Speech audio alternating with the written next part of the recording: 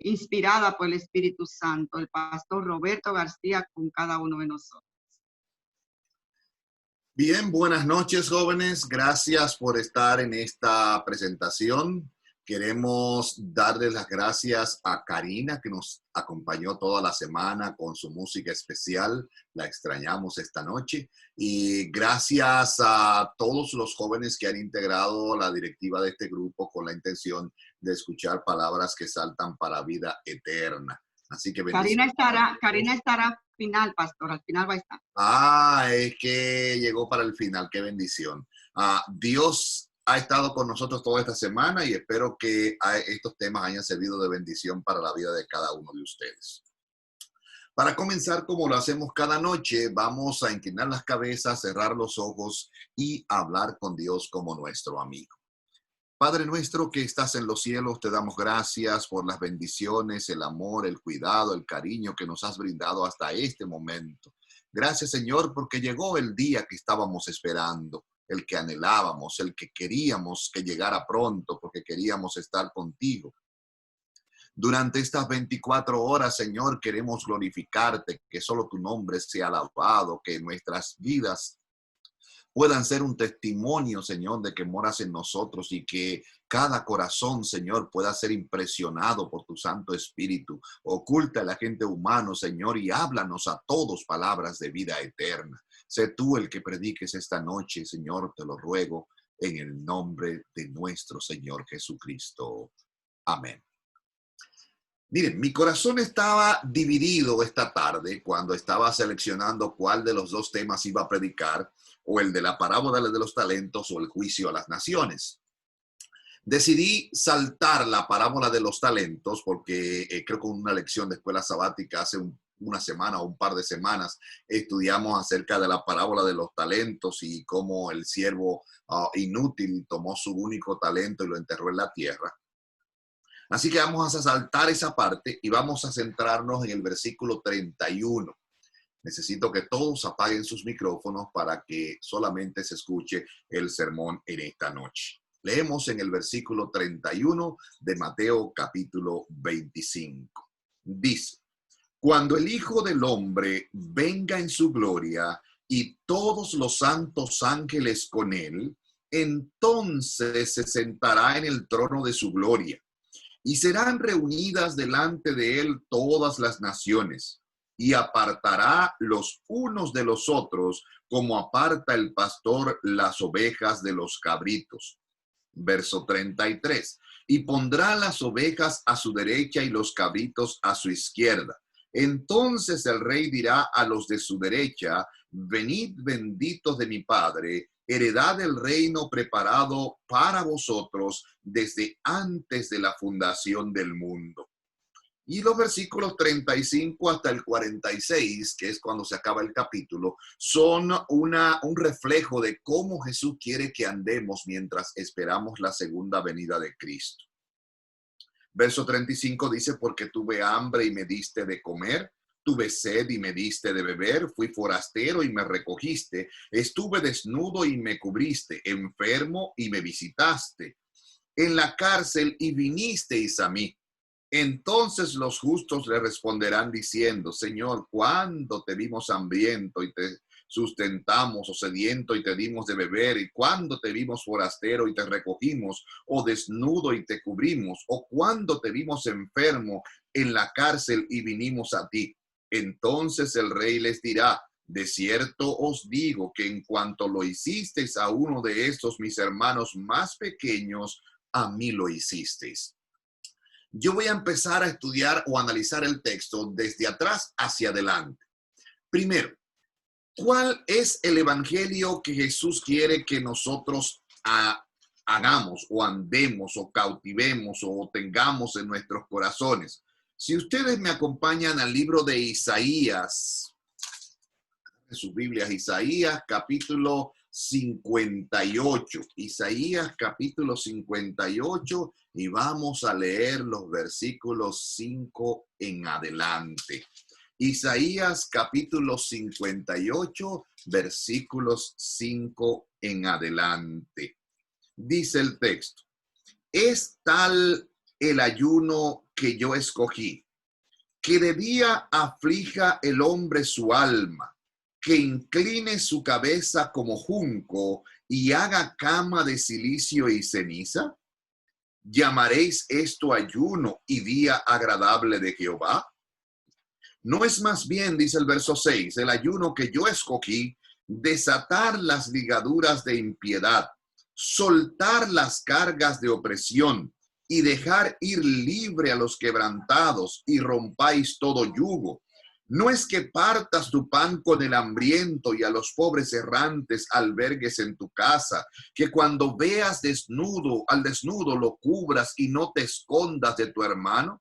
Entonces nacerá tu luz como el alba, y tu salvación se dejará ver pronto, e irá tu justicia delante de ti, y la gloria de Jehová será tu retaguardia. Los judíos conocían lo que era cubrir al que estaba desnudo, nutrir al que estaba hambriento, dar agua al que estaba sediento y ayudar al que estaba cansado, porque era parte de la esencia de lo que ellos conocían. Ellos sabían que Dios no quería el ayuno que él escogió, que fuera algo doloroso, sino que era algo alegre, era un día alegre de Jehová. Dios quería que la vida de ellos fuera un pueblo especial. No sé si se acuerdan, cuando Dios escogió a Israel, le dijo a Abraham, en tu simiente serán benditas todas las naciones de la tierra. Los israelitas pensaron que iban a ser benditos solamente ellos y se aislaron de las demás naciones y trataron de enseñar y de aprender que ellos eran benditos y los demás no tenían la bendición de Jehová. Pero no era eso lo que Dios le había dicho a Abraham, sino que le dijo a Abraham, en tu simiente serán benditas todas las naciones de la tierra. ¿Saben? El mensaje del evangelio no es solo para nosotros. El mensaje del evangelio no es para ocultarlo en nuestras iglesias, sino también que es para predicar este evangelio glorioso. Parece que alguien me está haciendo competencia y quiere predicar el sermón. A ver si apagan sus micrófonos, por favor. Entonces, cuando habla de este ayuno, dice el versículo 9 de Isaías 58, si tú haces esto, ayudas al hambriento, ayudas al necesitado, ayudas al sediento, ayudas al que no tiene pan, ayudas al que está desnudo, entonces, dice el versículo 6, invocarás y te oirá Jehová, clamarás y dirás, heme aquí. Si quitares de en medio de ti el yugo, el dedo amenazador y el hablar vanidad, si dieres pan al hambriento y saciares al alma afligida en las tinieblas, nacerá tu luz y tu oscuridad será como el mediodía. Jehová te pastoreará siempre y en la sequía saciará tu alma y dará vigor a tus huesos y serás como huerto de riego y como manantial de aguas cuyas aguas nunca faltan. En pocas palabras, querido amigo, Dios te ha permitido estar esta semana con nosotros para que descubras que es tu responsabilidad y la mía predicar el evangelio a aquellos que tienen hambre de la palabra de Dios. Predicar a aquellos que están desnudos o como dice el apóstol, que andan sin Dios y sin esperanza en el mundo. Hay allá afuera mucha gente que está esperando para recibir un mensaje de esperanza y Dios no los ha traído a la iglesia porque aún no estamos listos para recibirlos, dice una cita inspirada. Así que Dios quiere que esa gente que no son de este redil, a los cuales me conviene traer, vengan a su iglesia, pero no van a venir a menos que tú estés preparado para compartir tu pan con el hambriento, para dar aliento al que no tiene esperanza, para dar vida al que está muerto, para dar luz al que está en tinieblas, porque es tu responsabilidad y la mía prepararnos, pero para prepararnos tenemos que hablarle a otros del evangelio glorioso de nuestro Señor Jesucristo antes de que Él venga venga, porque es la única forma de que ellos van a estar preparados para el juicio que vendrá sobre esta tierra. Así que la última parte nos habla de la preparación que tenemos que hacer para la primera parte del versículo 31 en adelante, cuando habla del juicio de Jesús a las naciones. Y ahora hablando un poquito del juicio de Jesús a las naciones. Cuando el Hijo del Hombre venga en su gloria y todos los santos ángeles con él. Esta escena, recuérdense, el capítulo 24 y el capítulo 25 y los primeros dos versículos del 26 es el mismo sermón. Los discípulos estaban discutiendo sobre el libro de Daniel.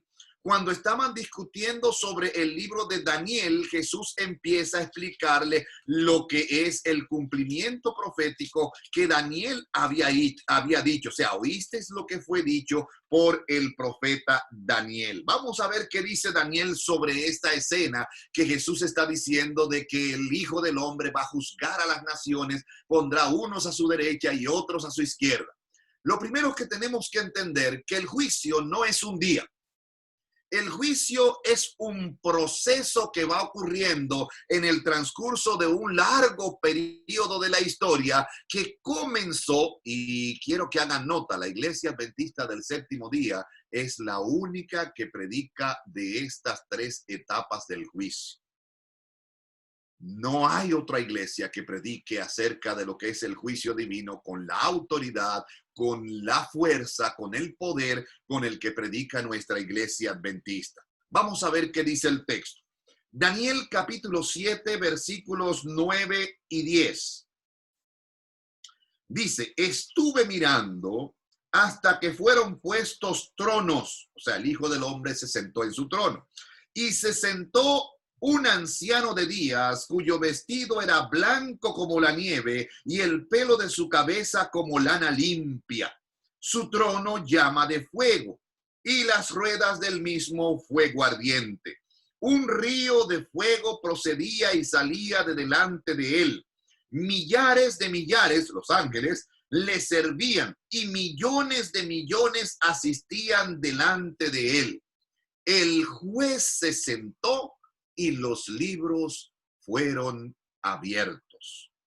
Cuando Jesús le está explicando las escenas del juicio, está dejando entrever que el Hijo del Hombre, como se llama él mismo, Lucas capítulo 19, versículo 10, dice, porque el Hijo del Hombre vino a buscar y a salvar lo que se había perdido. O sea, es un título de Jesús. El Hijo del Hombre viene y se sienta en su trono. El texto dice aquí que estuve mirando hasta que fueron puestos tronos. Hay un trono y el que está sentado en el trono, aquí hay una descripción del Padre Celestial, es un anciano de días cuyo vestido era limpio como la lana, cuyo cabello era blanco como la lana. Todo el trono estaba cubierto de fuego, las ruedas del mismo fuego ardiente, y millares de millares le servían y millones de millones asistían delante de él. Este juez se sienta entonces y ocurre la primera escena de lo que es el juicio divino. El juez se sientan y los libros se abren. Ahora, ¿qué libros se abren en el cielo? Hay muchas declaraciones sobre los libros del cielo y hay muchas formas de identificarlos de una manera o de otra. Hay que notar primero, este juicio no comienza con la segunda venida de Cristo, porque esta escena no es la segunda venida de Cristo. El Hijo del Hombre no viene a la tierra, sino que se sienta en su trono allá en el reino de los cielos. Versos 13 en adelante de Daniel capítulo 7. Dice, miraba yo en la visión de la noche, y he aquí con las nubes del cielo venía uno como hijo de hombre, que vino hasta el anciano de días y le hicieron acercarse y llegar delante de él. Y le fue dado dominio y reino para que todos los pueblos, naciones y lenguas le sirvieran. Su dominio es dominio eterno que nunca pasará y su reino uno que no será destruido. Este que llega delante del anciano de días es el Hijo del Hombre. Este es Jesucristo. En esta ocasión comienza el juicio. Nosotros los adventistas creemos que esta escena ocurre en el reino de los cielos al final de los 2300 días de tarde y mañana, donde Daniel capítulo 8, versículo 14 dice, y él dijo hasta 2300 tardes y mañana, y luego el santuario sería purificado. Toda esta semana hemos estado compartiendo algunos textos sobre la escena del juicio. En la escena del juicio estaba tipificada en el rito del día de expiación en el santuario. Cuando el sacerdote, el sumo sacerdote, que era el único que entraba ese día, que representa a Cristo, entraba al lugar santísimo del santuario celestial, terrenal. El santuario se llenaba de humo ante la presencia de él y era día de juicio para todo el pueblo de Israel. El que no se había arrepentido de sus pecados, al final del rito era cortado del pueblo, o sea, su juicio era pasado y al final le ejecutaban la sentencia. ¿Cuándo comenzaba el juicio a los hijos de Israel? En la mañana, el sacerdote escogía 3 corderos, uno para sacrificarlo por el sumo sacerdote para que sus pecados fueran perdonados. 2, el segundo cordero que se elegía era uno por Jehová y el tercero uno por Azazel. El que representaba a Jehová era sacrificado en el lavacro, su sangre era recogida en la parte de abajo por un canalito que salía del santuario, del lavacro, del altar del altar de los holocaustos, y allí abajo tomaba y llenaba un cántaro con la sangre. Ese día los israelitas no traían ofrendas al santuario, ni traían corderos ni palominos, sino que ese día era día de juicio porque todos los pecados del año entero y todas las vidas que habían sido perdonados los pecados temporalmente eran perdonados, pero permanecían en los dinteles y en las puertas del lugar santo. Pero una vez al año era día de juicio cuando esos pecados eran perdonados y el que no se había arrepentido no recibía el perdón de los pecados. De acuerdo a ese rito del santuario, cuando terminaba el rito al final del día, cuando el sacerdote intercedía por los pecados del pueblo y terminaba el sacrificio, el sacerdote salía del santuario, ponía sus manos sobre Azazel, el otro cordero que había quedado vivo. Al imponer las manos, confesaba los pecados de Israel sobre ese macho cabrío y era día de juicio porque después que esos pecados fueron perdonados en el santuario, quien pagaba por eso y quien recibía el castigo por esos pecados era Azazel, que era echado al desierto para que se perdiera con todos los pecados del pueblo. Este rito del día de la expiación, me imagino que el que va a predicar sobre el santuario va a dar más detalle de eso. Este rito simbolizaba el santuario. Cuando el Hijo del Hombre llega hasta el trono, el propiciatorio, el lugar santísimo, representaba el trono de Dios, era el lugar donde se manifestaba la Santa Chequina, que era la gloria de Dios, o sea, el sumo sacerdote que representaba a Jesucristo, el hijo de Aarón, el hijo del hombre, que iba a pedir el perdón de los pecados por el pueblo, que iba a interceder por el pueblo ante el Padre Celestial, ese que iba al lugar santísimo del santuario, representaba a Jesucristo cuando le trajeron como hijo del hombre delante del anciano de días para interceder por el pueblo y para pedir perdón por los pecados del pueblo. Y ese día era día de juicio, porque ese día usted tenía oportunidad únicamente de arrepentirse de los pecados, mirando al santuario y pidiéndole perdón al que estaba dentro del santuario, que era el único que podía perdonar los pecados. Este día de la expiación es lo que está redondeando Daniel cuando hace la escena de la llegada del Hijo del Hombre para el juicio. Lo único que le añade al día de expiación es que cuando el Hijo del Hombre llega ante la presencia del Padre, cuando el Padre abre la sala del juicio, los libros se abren. ¿Qué libros? ¿Qué libros? ¿Qué libros hay en el cielo que contienen la vida de cada uno de nosotros y que son abiertos en el reino de los cielos? Si analizan profecías, alguien les va a explicar en el transcurso de los días que estos 2300 días tuvieron su final el 22 de octubre del año 1844, cuando se abrió la puerta del lugar santísimo y Cristo entró a ese lugar santísimo a pedir el juicio que menciona Mateo 25, el juicio a todas las naciones. El juicio tiene 3 etapas. Una es el juicio investigador, que es previo a la segunda venida de Cristo. Otra es el juicio ejecutivo para los santos, que es con la segunda venida de Cristo. Y la tercera es el juicio ejecutivo para los impíos, que es al final del milenio. O sea, el juicio no es un día que se hizo el juicio, sino que es un juicio progresivo que comienza con el juicio investigador, continúa con el juicio de los santos y termina con el juicio de los impíos. Si ustedes notan, con la segunda venida de Cristo, cuando Cristo aparece en las nubes de los cielos, Jesús no juzga a los impíos, son muertos con el resplandor de su venida, pero no han recibido la paga, sino que permanecen en las tumbas durante 1000 años. El periodo en que los santos suben al cielo durante este milenio. Satanás queda atado en esta tierra durante el milenio porque no tiene nadie a quien tentar. Recibieron los santos su corona de victoria, o sea, recibieron la ejecución de su sentencia, que era que eran santos de Jehová, fueron declarados santos por el Altísimo y recibieron la herencia. Pero los impíos tan solo son muertos con el resplandor de su venida. Satanás no ha recibido todavía la paga que recibía Azazel, sino lo recibe al final del milenio, cuando Cristo viene por tercera vez. No sé si se está complicando mucho, pero es para explicarles que el juicio es algo que comenzó, que está avanzando y que va a terminar, y va a tener 2 ejecuciones cuando llegue Cristo la segunda y la tercera vez en la historia de esta tierra.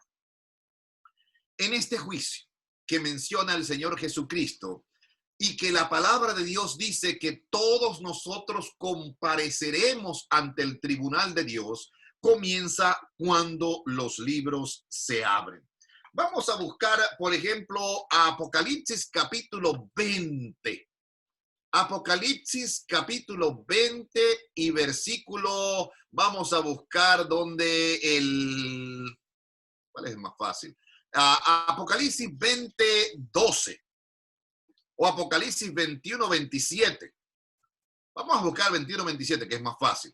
Dice que solo entrarán en la ciudad aquellos cuyos nombres, dice el texto, están escritos en el libro de la vida del Cordero.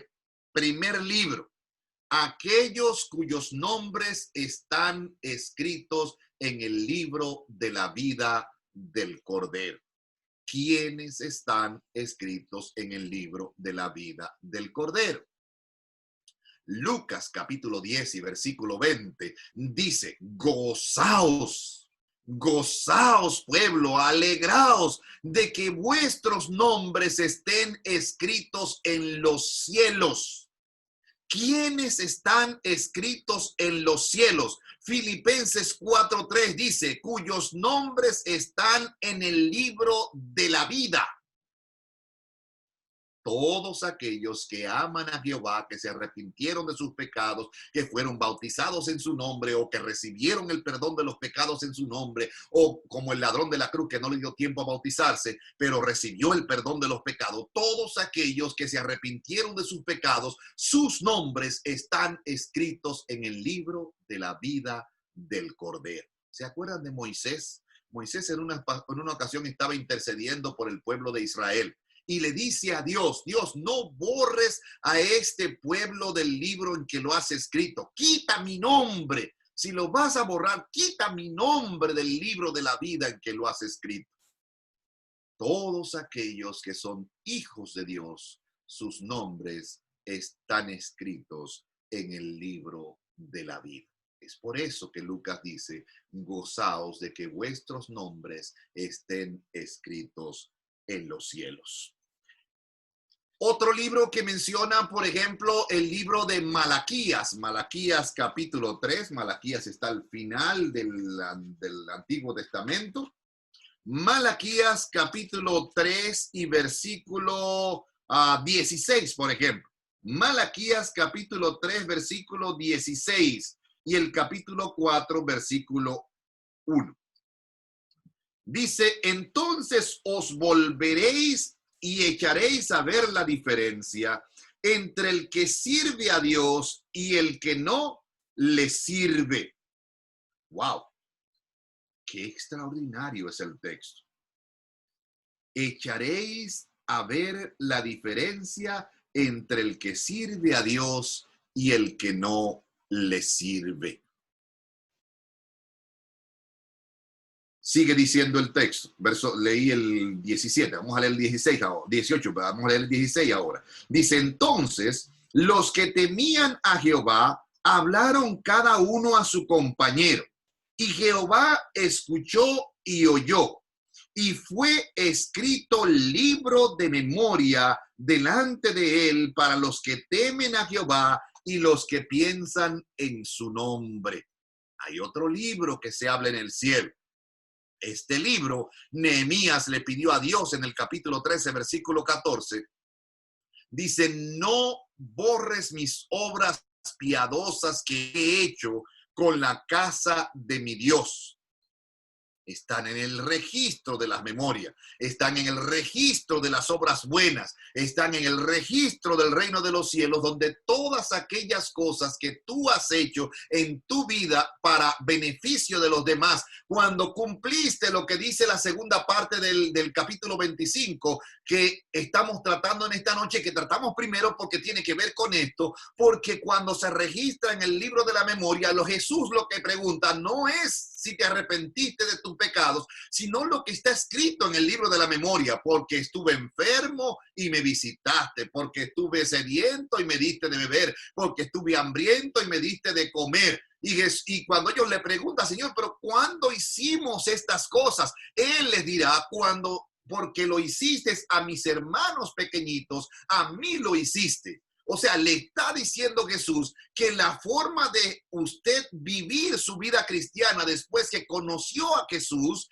es usted hacer obras de bien, ayudar a los desamparados, al desanimado, predicar palabras. ¿Se acuerdan cuando Jesús comenzó su ministerio? Le dieron a leer otro texto del Antiguo Testamento. Dije, porque el Señor me ha ungido para dar buenas nuevas a los afligidos, a libertad a los que están en la cárcel, luz para los que están en la oscuridad. O sea, Jesús empezó a predicarle a la gente lo que decía el texto. Y lo que decía el texto que él iba a hacer era hacer las cosas que ahora él le reclama al pueblo, que era lo que tenían que hacer en la hora del juicio.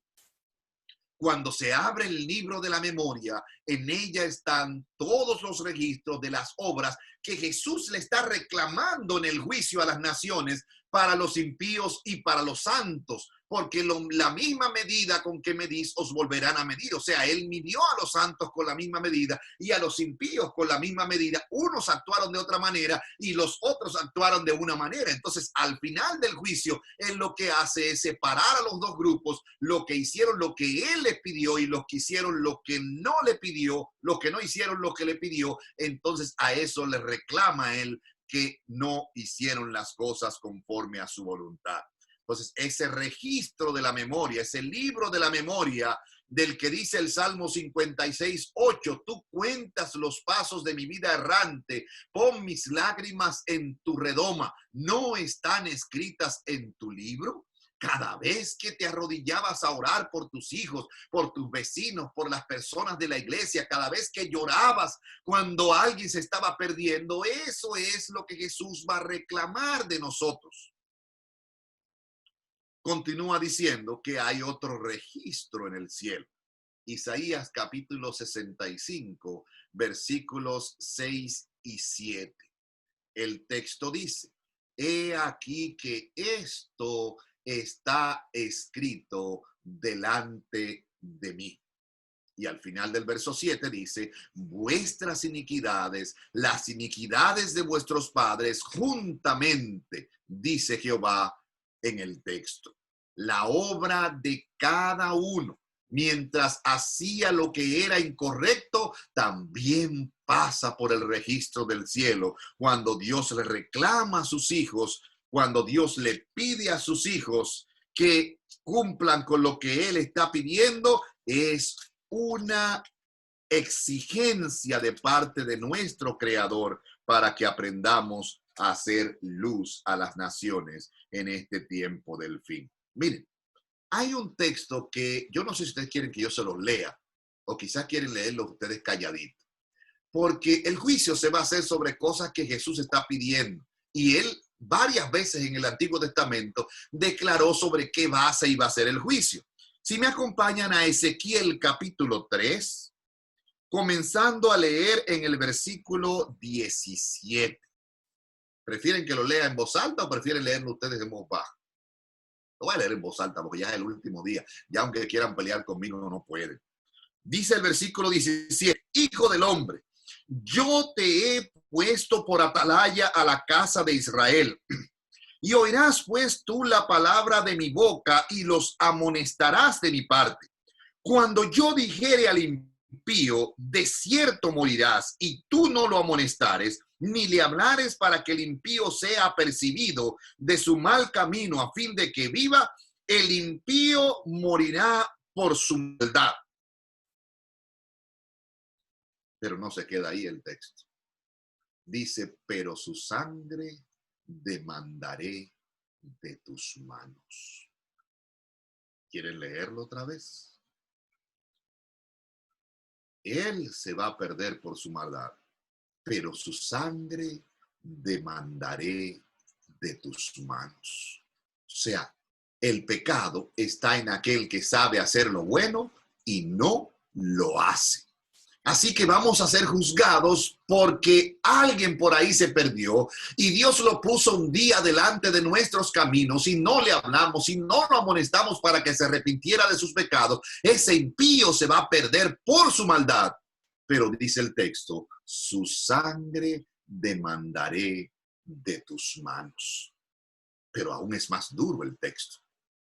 Nosotros, los adventistas y los cristianos en general, somos especialistas en matar a aquellos que caen después que han recibido la fe.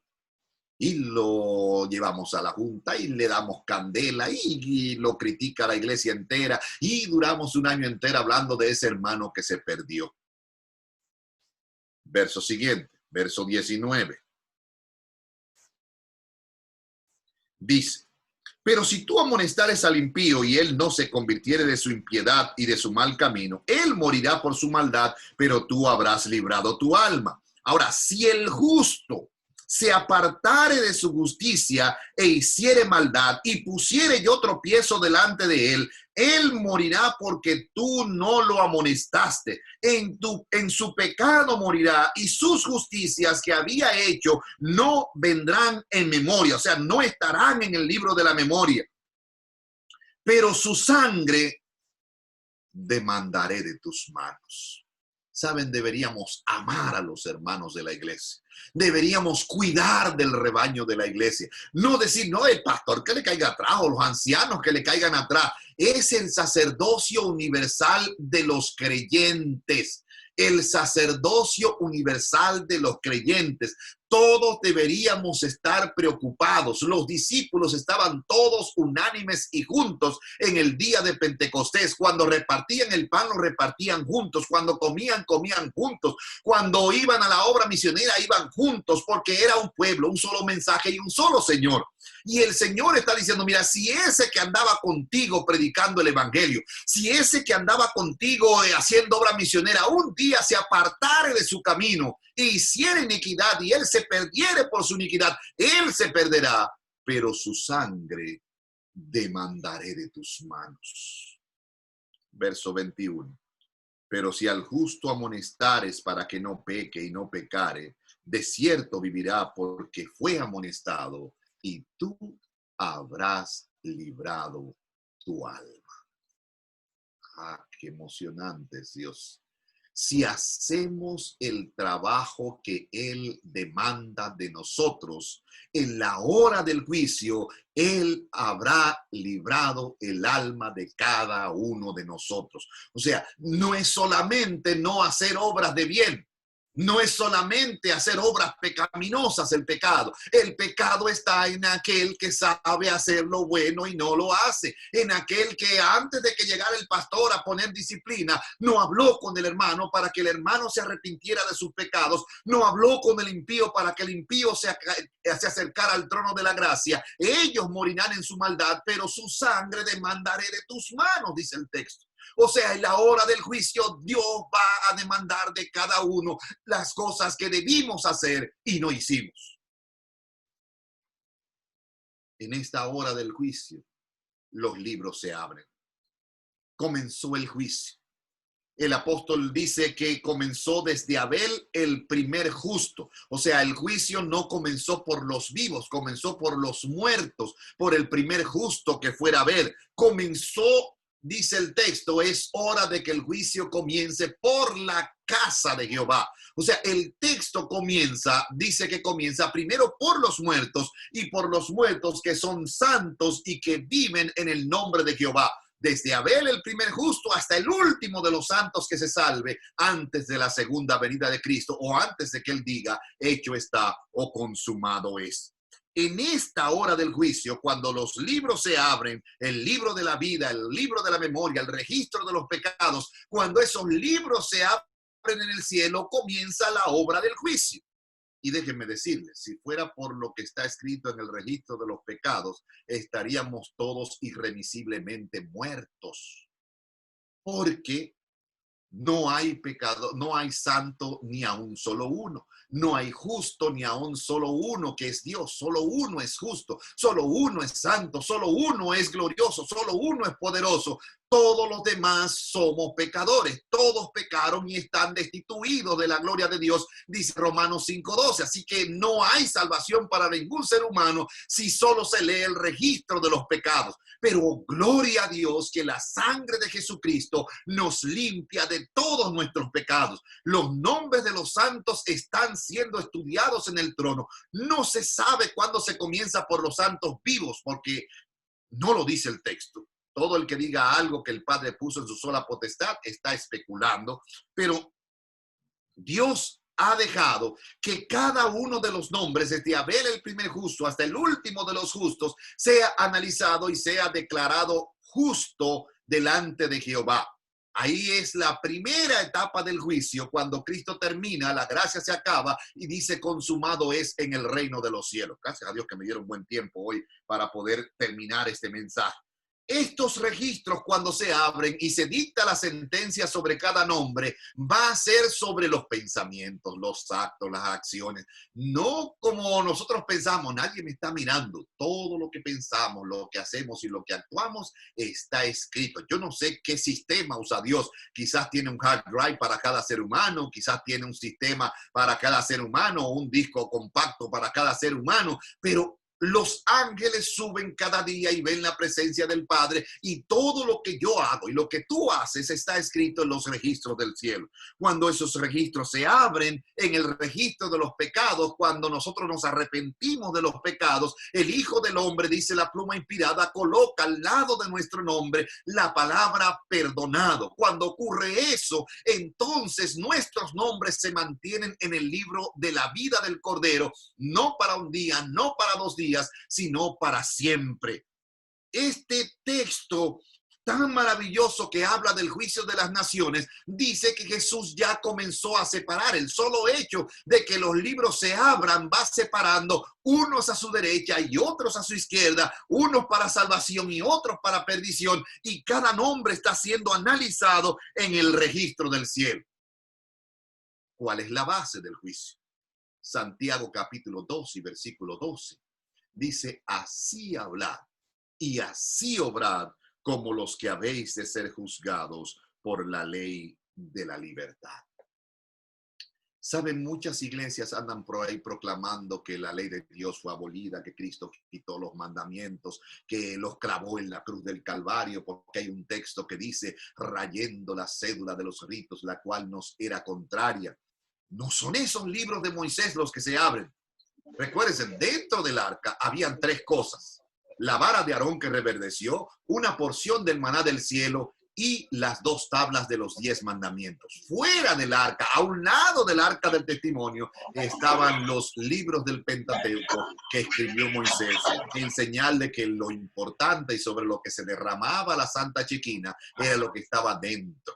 ¿Por qué dicen que la ley de Dios está abolida? Porque el diablo sabe que la ley es la base del juicio. Si no hay ley, no hay juicio. ¿Cómo te van a juzgar? No matarás si no hay una ley que diga no matarás. ¿Cómo te van a juzgar por robar si no hay una ley que diga no robarás? ¿Cómo te van a decir que tú violaste la luz roja en el semáforo si no hubiera una ley que dice que cuando hay la luz roja tienes que pararte en el semáforo? La ley es la base de ese juicio. Entonces, cuando ocurre la base de ese juicio salen dos sentencias. Unos, dice Daniel capítulo 12, versículo 2, unos para vida eterna y otros para vergüenza y confusión perpetua. En pocas palabras, en este juicio de investigación se están declarando dos cosas. La primera de ellas es que mis pecados fueron perdonados por la sangre de Jesucristo.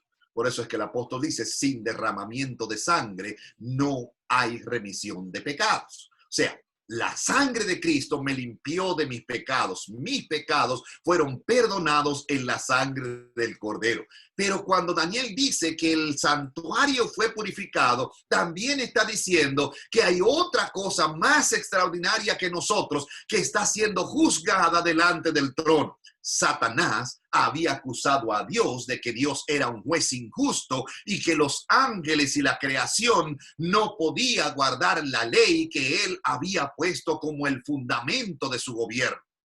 Así que también estaba en tela de juicio en el juicio, valga la redundancia, el nombre y el buen nombre de nuestro Dios. Así que el juicio no es solamente para nosotros. El juicio le está demostrando a toda la creación con lo que dice el libro de Apocalipsis, que al final, cuando los impíos son destruidos y los santos son glorificados en la nueva ciudad, declaran todos, justos y verdaderos son tus juicios. O sea, se estaba en tela de juicio el nombre de Dios, el buen nombre de nuestro Dios que Satanás había blasfemado. Y ahora en el juicio, con la declaración de los santos, se demuestra que Dios es todo misericordia, es todo amor, pero también es toda justicia. Porque se tuvo que pagar el precio por el pecado. Solo que en lugar de recibir nosotros la sentencia del pecado, Jesús pagó en sustitución de nuestros pecados para ocupar el lugar que nos correspondía a nosotros. Y aquí llega la parte más emocionante del juicio. Cuando Él levanta el nombre de Dios en la cruz del Calvario, cuando Él levanta el nombre de nuestro Dios, también nos levanta a nosotros con su sangre para salvación. Querido amigo que estás del otro lado de la pantalla, a veces tenemos temor del juicio. ¡Ay, qué terrible es el juicio de Jehová! El día de Jehová es el día que Joel dice que en aquel día el altivo será humillado, el que será destruido en tierra, y clamará a la gente por lo terrible que era el día de Jehová. Es el día de la ejecución del juicio. Pero mientras está en el juicio de investigación, se está declarando la justicia de Dios. Se está declarando el perdón de nuestros pecados en la sangre de Jesucristo. Los registros del cielo son limpiados de nuestros pecados, por eso hay limpieza en el cielo, pero también se está limpiando el nombre glorioso y extraordinario de nuestro Dios. Cuando el Hijo del Hombre declara en Apocalipsis capítulo 16, 17, consumado es y hecho está, se termina el juicio investigador. Se termina la gracia. Los santos viven sin intercesor en el cielo por un periodo que Apocalipsis 8 del 1 al 5 dice, hubo silencio en el cielo como por media hora. No había nadie que pudiera interceder en lugar del pecador. Aunque el hombre quisiera arrepentirse, cosa que no va a ocurrir porque los vientos serán sueltos, las pasiones humanas serán sueltas, los que eran malos iban a hacer lo malo que querían hacer y los que eran buenos iban a hacer lo bueno que querían hacer. Viviremos sin nadie que interceda por nosotros en el cielo. Pero ya los santos no pecarán más. En ese tiempo, Jesucristo, que ha estado intercediendo por nosotros en el juicio investigador, recibe sus coronas reales. Es llevado ante el anciano de días y le dieron a tener un reino glorioso que nunca terminará, un reino sempiterno, como dice el texto, nunca más será destruido, un reino eterno. A ese lugar es que el juicio de Dios te quiere llevar si has puesto tu confianza en Dios. El pecador se morirá, pero tú habrás librado tu alma. Qué hermoso es saber que a pesar de que vivimos en un mundo de pecado, en un mundo de oscuridad, en un mundo de sufrimiento, en un mundo de dolor, pronto todo eso va a terminar, este juicio va a terminar y todos los que tengan sus nombres en el libro de la vida del Cordero podrán vivir en el cielo por 1000 años y luego en la tierra renovada por toda la eternidad. Al final, cuando Cristo entonces viene a esta tierra, le da a sus santos la corona de victoria que él prometió para cada uno de sus hijos. Primera de Tesalonicenses, capítulo 4, dice que él vendrá con sus ángeles, mandará a sus ángeles para recoger a cada uno desde un rincón hasta el otro rincón de la tierra. Luego nosotros, los que vivimos, los que hayamos quedado, seremos arrebatados juntamente con ellos a recibir al Señor en el aire y así estaremos para siempre con el Señor. Se habrá terminado este mundo de pecado, recibiremos la corona de victoria. Imagínate, como dice el conflicto de los siglos, cuando lleguemos al cielo, primero entrará Cristo y luego cada uno de los santos, desde Adán hasta el último de los salvados, empezarán a recibir del mismo Señor una corona de gloria inmarcesible, una corona de victoria. Y allí tendremos el privilegio de vivir en una tierra que ojo no vio, ni oído yo, ni ha subido al pensamiento del hombre. Cosas gloriosas que Dios tiene para ti. Pero para poder llegar allí hay que pasar. Cuando los libros se abren hay que estar arrepentidos. Cuando los libros se estudian, que Jesús analiza cada una de nuestras vidas, hay que estar limpios y santos delante de su presencia. Es por eso que en esta semana Jesús nos ha hablado cada vez en estas señales más. El que perseverare hasta el fin, ese será salvo. Es por eso que Jesús nos ha hablado de que tenemos que estar firmes. Mira, que no caigas, dice Jesús. Tenemos que estar firmes porque este juicio se está terminando. La historia de esta tierra está llegando a su final. Y cuando Cristo diga hecho está o consumado es, terminará el juicio a las naciones porque ya habrá apartado las ovejas de los cabritos. Cuando Él viene, solamente viene a ejecutar la primera parte de la sentencia y es a llevarse sus santos, sus escogidos, desde un extremo hasta el otro extremo del cielo. Él no pisa la tierra cuando viene por segunda vez, sino que manda a sus ángeles a buscar a cada uno de los escogidos para llevarlos a vivir con él para siempre. Es la primera sentencia del juicio. Son santos, inmaculados, como dice el conflicto de los siglos. Helos aquí, santos e inmaculados, guardaron la palabra de mi paciencia y estarán entre los ángeles del cielo. Qué hermoso es saber, Dios va a limpiar su nombre, pero también junto con eso va a mostrar su misericordia por cada uno de nosotros. Este juicio es un juicio de gloria. Luego que Cristo está en el cielo y Satanás aquí en la tierra, durante 1000 años ocurrirá la segunda etapa del juicio. El apóstol dice, ¿no sabéis que los santos habrán de juzgar al mundo? Luego que estamos en el cielo, tendremos el privilegio de saber por qué los perdidos se perdieron. Analizaremos los casos de ellos. Veremos en cada caso que Dios fue un juez justo. Imagínense cuando llegue la hora de analizar a nuestros hijos, aquellos de nuestros familiares que se perdieron, aquellos de nuestros hermanos que se perdieron a orillas del camino. Lo haremos con dolor, pero veremos que Dios es justo y que justos y verdaderos son sus juicios. Cuando Jesús viene por tercera vez al final del milenio, los impíos son levantados de la tumba.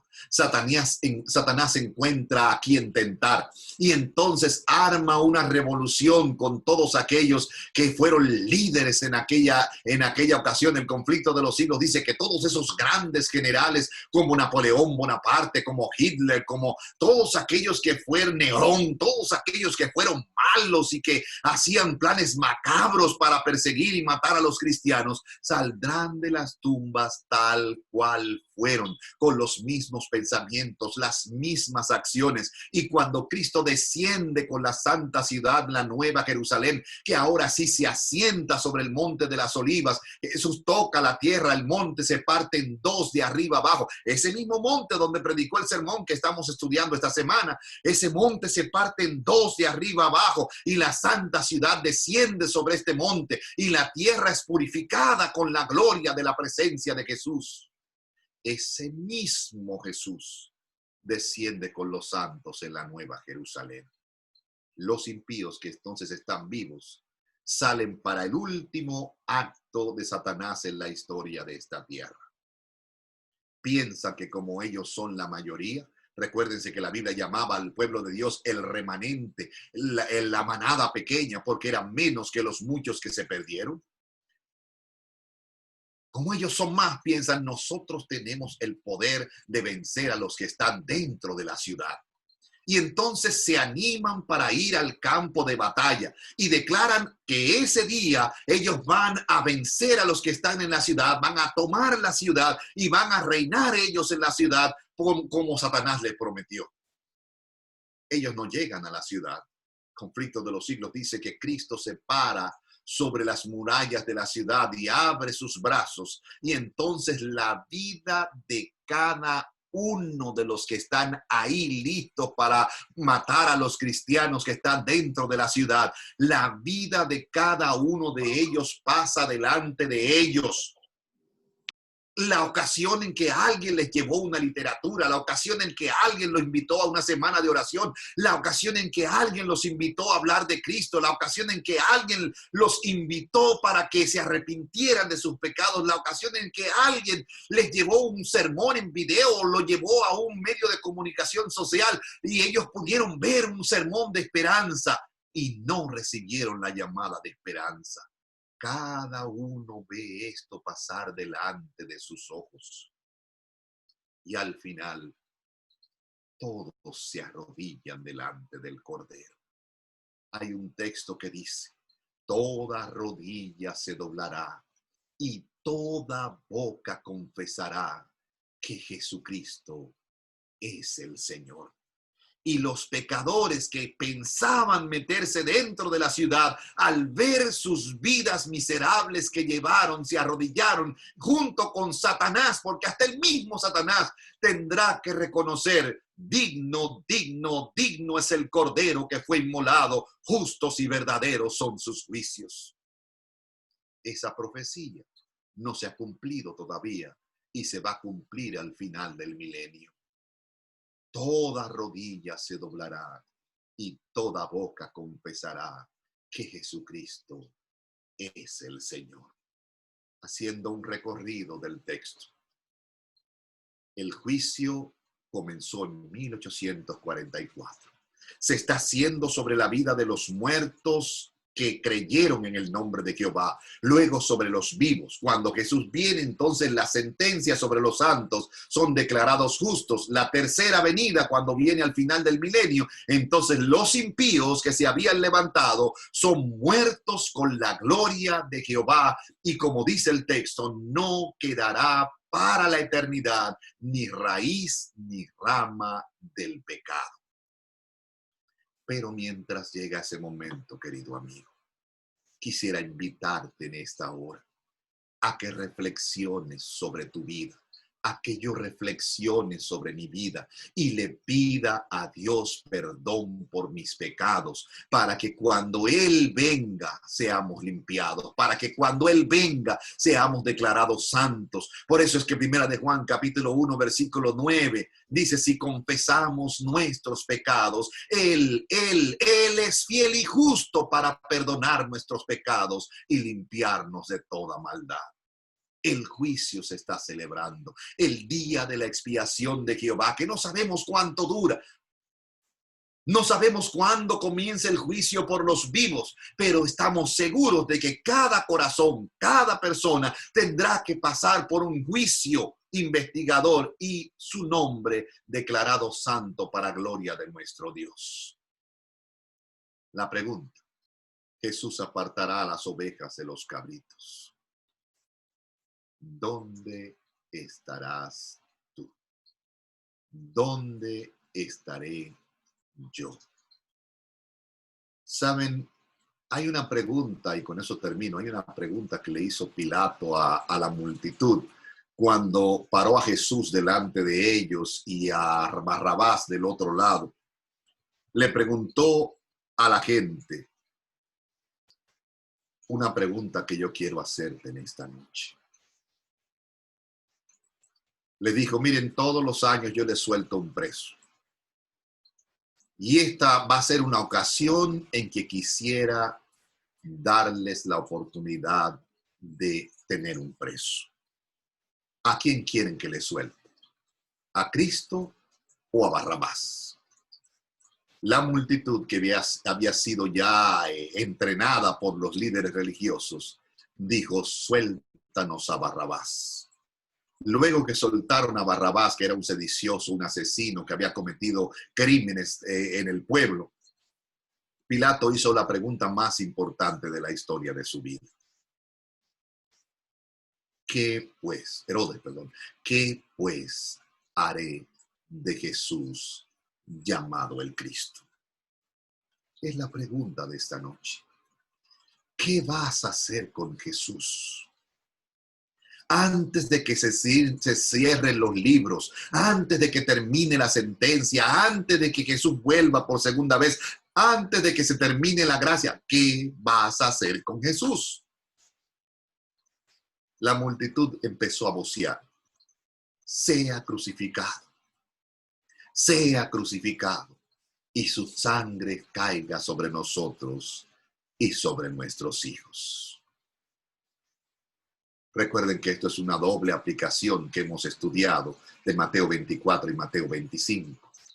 En el año 70 se cerró la gracia para los israelitas. La ciudad fue destruida como nación. La ciudad fue llevada hasta las cenizas. El templo fue destruido y se acabó. Y entonces con Esteban empezó a predicarse el evangelio a los gentiles. Los discípulos fueron perseguidos y el evangelio llegó a todas las naciones. El apóstol Pablo llegó hasta España predicando el evangelio.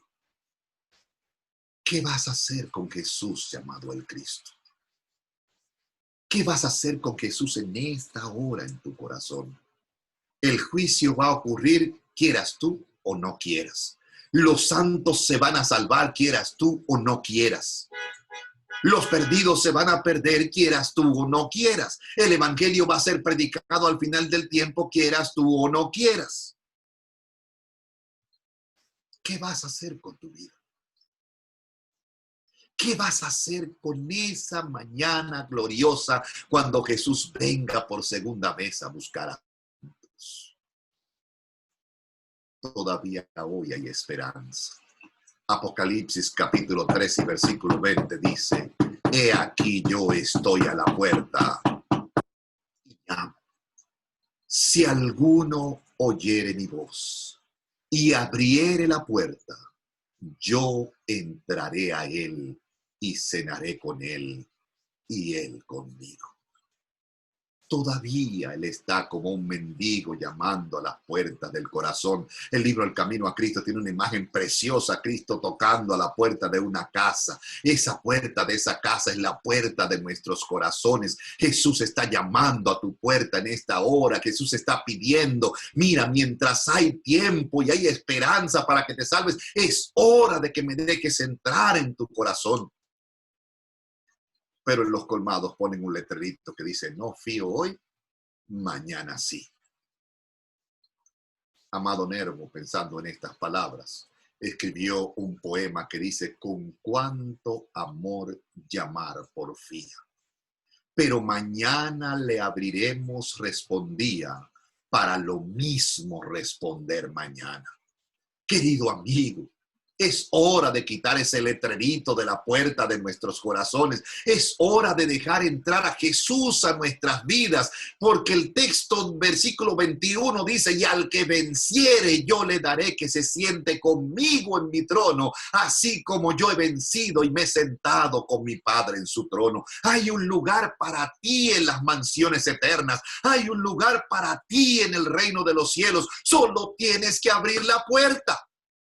Solo tienes que dejar que Él entre a tu corazón, a tus pensamientos, al asiento de la memoria. Tú puedes dejarlo que Él entre a tu vida. Y todos aquellos que estén muertos serán resucitados para gloria. Y los que hayan caminado como Enoc con Él podrán entrar al cielo sin ver la muerte. La oportunidad está delante de nuestros ojos. Una vez leí en un libro que se llama Obreros Evangélicos. Dice, si alguien abandona su lugar en el camino, otro vendrá y tomará su lugar, pero el número de los redimidos estará completo. El Señor tiene a sus escogidos. El Señor tiene a sus santos numerados y todos los que han de ser salvos serán salvos. Y si tú te apartas del camino, otro vendrá y tomará tu lugar. Que en esta noche tú puedas pedirle de rodillas al Señor de que Él mantenga tu nombre en el libro de la vida del Cordero y tú puedas ser salvo por toda la eternidad. Que Dios te bendiga y que tu corazón pueda ser entregado en las manos del Cordero. Amén.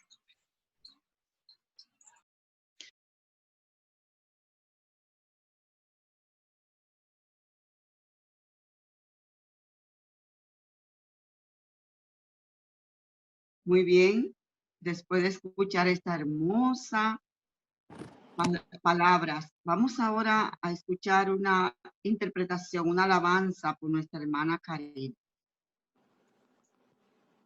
Muy bien, buenas noches, hermanos. Feliz sábado para todos. Feliz sábado. Después de escuchar tan excelente tema, esperamos que el Señor pues nos ayude a prepararnos y a ocupar nuestro lugar en el cielo. Que nadie venga a ocupar nuestro lugar, sino que nosotros trabajemos para eso. Esta alabanza es para honra y gloria del Señor y deleite de cada uno de ustedes.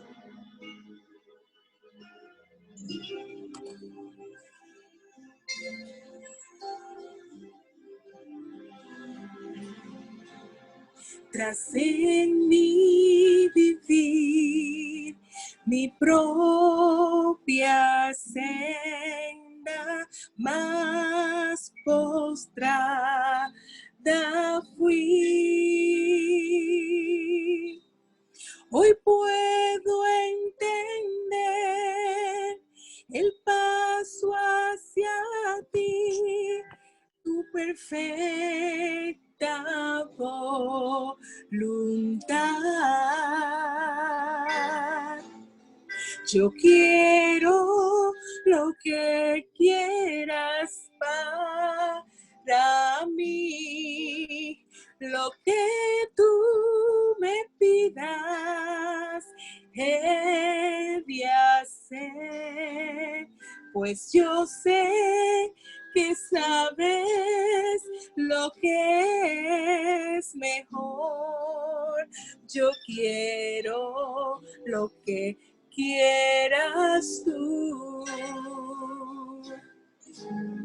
Tal vez pasaré por tiempos duros, lejos del hogar. Mas tras la aflicción, el gozo vendrá, pues tu amor me guardará.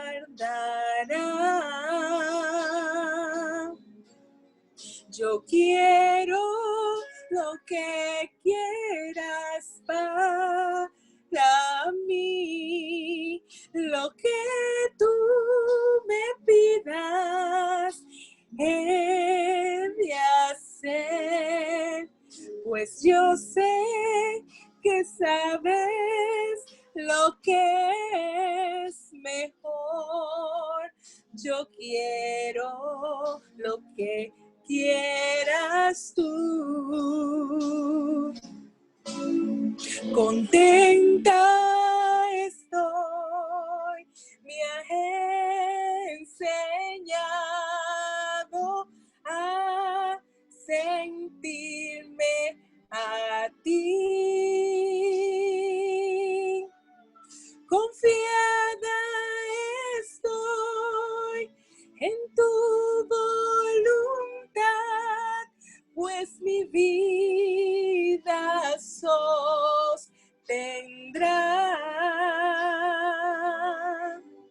Yo quiero lo que quieras para mí, lo que tú me pidas he de hacer, pues yo sé que sabes lo que es mejor.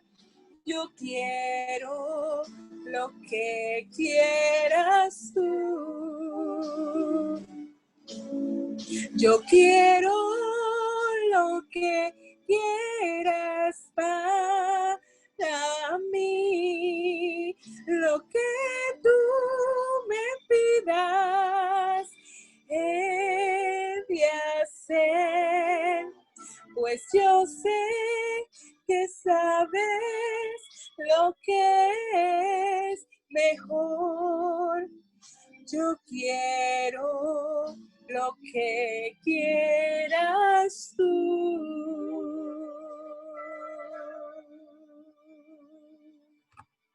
Amén. Gloria a Dios. Amén.